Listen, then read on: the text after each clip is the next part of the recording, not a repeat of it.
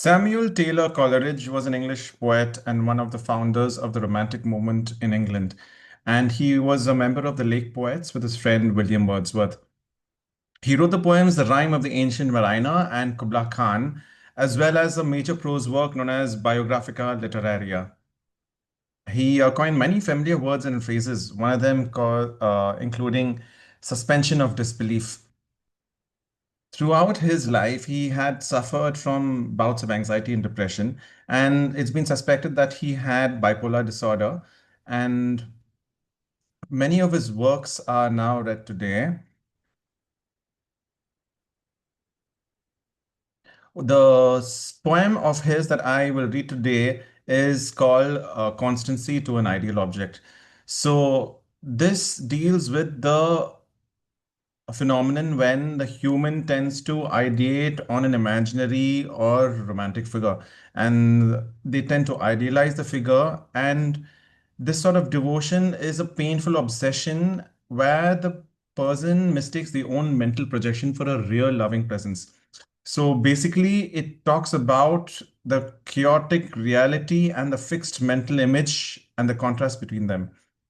So, his theme that is dealt with in this poem is the comparison between illusion and reality.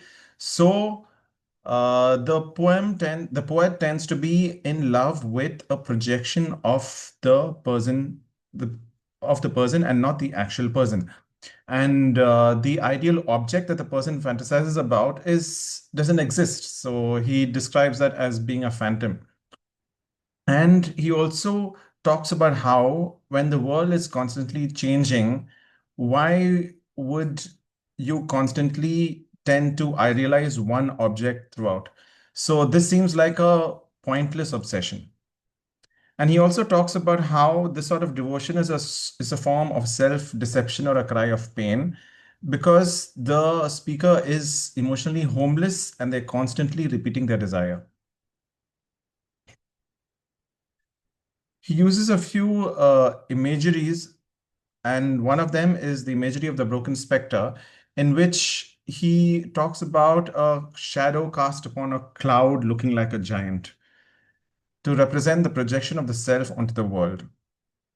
So this poem is called Constancy to an Ideal Object. Constancy to an Ideal Object. Since all that beat about nature's range, or veer or vanish, why shouldst thou remain the only constant in a world of change?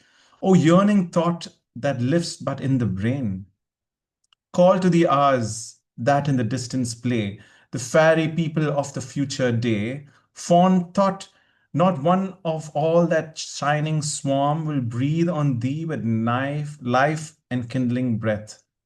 Till when, like strangers sheltering from a storm, hope and despair meet in the porch of death, yet still thou haunts me, and thou well I see, she is not thou, and only thou art she.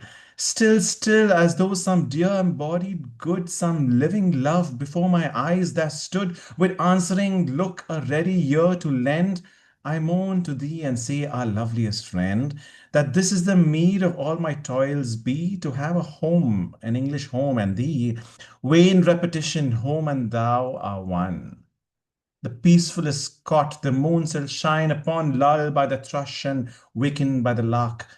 Without thee were but a becalmed bark, whose helmsman on an ocean waste and wind wide sits mute and pale, his mouldering helm beside. And thou art nothing. Such thou art as when the woodsman winding westward up the glen at wintry dawn, where over the sheep tracks maze, the viewless snow mist weaves a glistening haze, sees full before him gliding without tread, an image with a glory round its head. The enamored rustic worships its fair hues, nor knows he makes the shadow he pursues.